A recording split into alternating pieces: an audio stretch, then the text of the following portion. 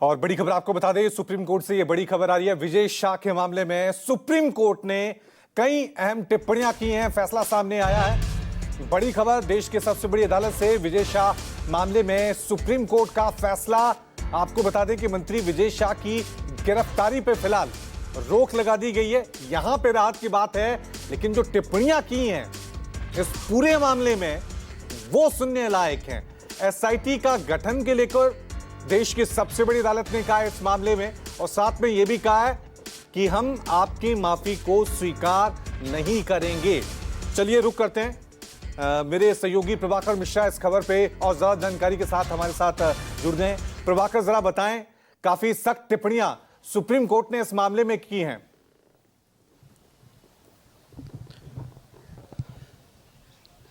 देखिए, supreme court ने विजय शाह की टिप्पणी को लेकर जो बात कही है कि आपको ये पता होना चाहिए कि आपने किस मसले पर बोला है, किस मुद्दे पर बोला है। भारतीय सेना से जुड़ा हुआ मामला है, इसको लेकर संवेदनशील होना चाहिए। आप एक संवेदनशील पद पर बैठे हुए, एक संवैधानिक पद पर बैठे हैं, और आपने जो बयान दिया है उसे पूरा देश शर्मिंदा है आपके इस कृत्य के लिए। न केवल सरकार, पूरे देश को आपने शर्मिंदा किया है। आप जरा सोच कर देखिए।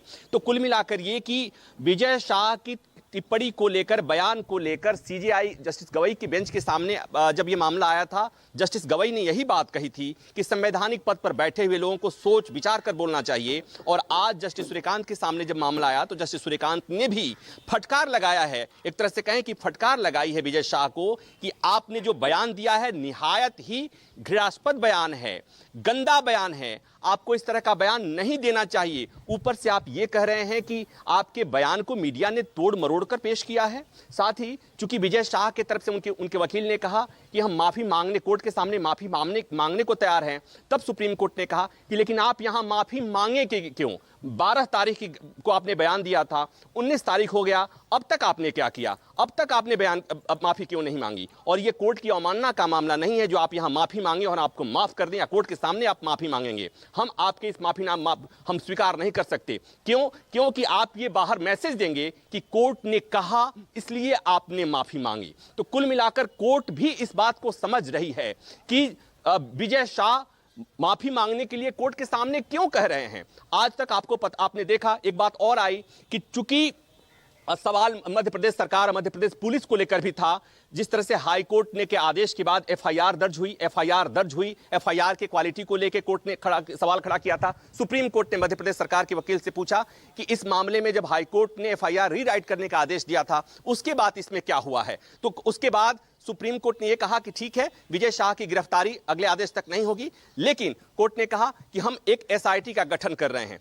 3 सदस्यीय एसआईटी का गठन किया गया है। तीनों सीनियर आईपीएस अफसर होंगे। शर्तें कुछ रखी गई हैं। उसमें एक शर्त यह है कि तीनों भले ही मध्य प्रदेश कैडर के होंगे, लेकिन इसमें से कोई अधिकारी मध्य प्रदेश का नहीं होगा, और एक महिला अफसर, इसमें 3 सदस्यों में से एक महिला अफसर होंगी। ये मध्य प्रदेश राज्य से नहीं होने का संकेत समझने की जरूरत है। वो ये कि अभी भी सुप्रीम कोर्ट को भी लगता है कि अगर मध्य प्रदेश का कोई पुलिस अधिकारी होगा तो शायद जांच ठीक से नहीं होगी। और ये एसआईटी का गठन का जो आदेश है, कोर्ट ने कहा कि कल सुबह 10 बजे के पहले तक एसआईटी का गठन होना चाहिए।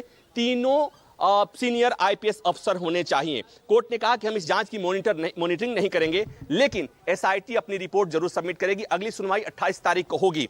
लेकिन इस पूरे सुनवाई के दौरान जो बातें समझ में आई हैं कि विजय शाह के बयान के बाद जो देश भर में प्रतिक्रिया आई थी, जिस तरह का गुस्सा था, उसकी वजह थी सेना के अधिकारियों को लेकर टिप्पणी थी, सेना के अधिकारी के खिलाफ टिप्पणी थी, और जिस तरह का बयान उन्होंने दिया था, तो वो जो भावनाएं थी देश की, जो भावनाएं हैं विजय शाह के बयान के बाद, वो भावनाएं आज सुनवाई के दौरान सुप्रीम कोर्ट में भी दिखी। और सुप्रीम कोर्ट ने जब बार बार ये बातें कही कि संवैधानिक पद पर बैठे हुए लोगों को एक एक शब्द सोच विचार कर बोलना चाहिए, तो मुझे लगता है कि एक संकेत है सबके लिए, जो भी कुछ भी मन में आता है बोल देता है। और साथ ही साथ कोर्ट ने विजय शाह के लिए कहा कि एक बार आप खुद सोचिए, विचार कीजिए कि आपने कहा क्या है, आपने बोला क्या है, और सोचिए कि यह दुरुस्त कैसे हो सकता है। तो कुल मिलाकर कोर्ट ने भी कहा कि हमसे आप किसी रियायत की उम्मीद मत कीजिए। मतलब साफ है कि अब इस मामले में जांच होगी, 3 सदस्यीय कमेटी इस मामले में जांच करेगी। अधिकारी कौन होंगे सुप्रीम कोर्ट ने तय कर दिया।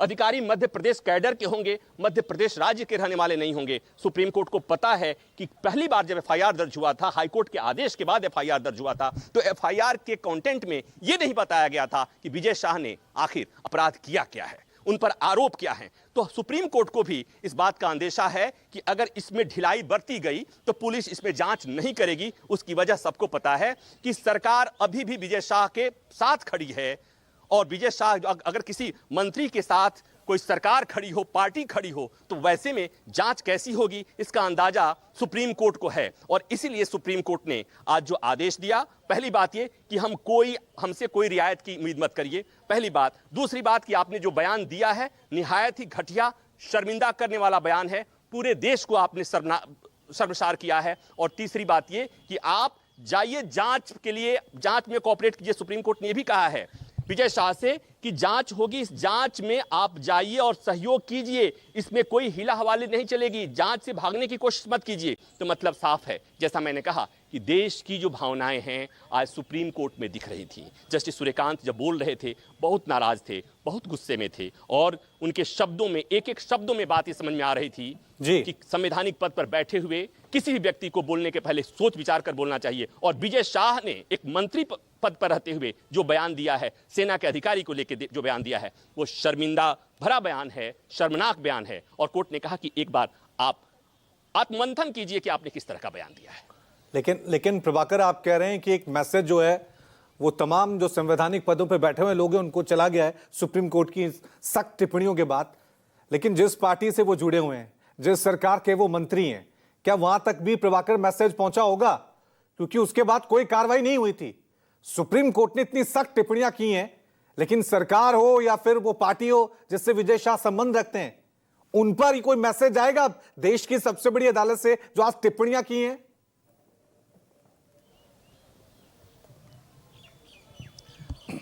रवि, पहले ऐसा होता था कि संवैधानिक पद पर, मंत्री पद पर बैठे हुए किसी व्यक्ति के खिलाफ अगर एफआईआर दर्ज हो जाता था इस तरह के किसी मामले में, तो उसको उसकी पार्टी, उसकी सरकार उससे इस्तीफा लेती थी। इस्तीफे होते थे पहले, लेकिन अब एक जुमला चलता है कि अब इस्तीफे नहीं होते। और यह केवल एक पार्टी की बात नहीं है, आपने दिल्ली में भी देखा था कि दिल्ली के मंत्री लंबे समय तक एफआईआर दर्ज होती रही, ट्रायल चलता रहा और इस्तीफे नहीं हुए। तो यहां पर भी विजय शाह के साथ उनकी सरकार और उनकी पार्टी अभी भी खड़ी है।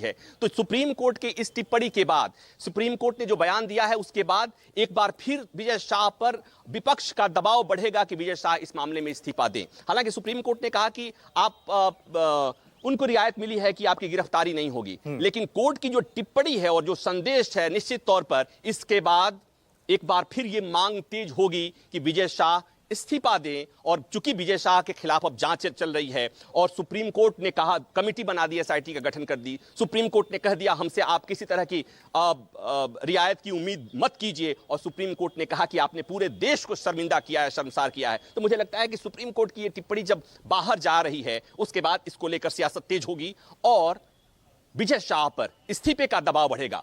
बाहर से भी बढ़ सकता है, भीतर से भी बढ़ सकता है, क्योंकि अल्टीमेटली बातें आती हैं, एक पब्लिक परसेप्शन की बात आती है। जब सुप्रीम कोर्ट ने कहा कि हमें पता है कि आप ये हमसे यहां पर इस्तीफे की पेशकश क्यों कर रहे हैं, आप बाहर जाकर लोगों को बताएंगे कि सुप्रीम कोर्ट ने कहा इसलिए आपने इस्तीफा दिया। तो सुप्रीम कोर्ट को पता है, क्योंकि जजेस किसी दूसरी दुनिया से नहीं आते, उन्हें पता है कि ये सियासतदान सियासत के लिए क्या क्या कर सकते हैं।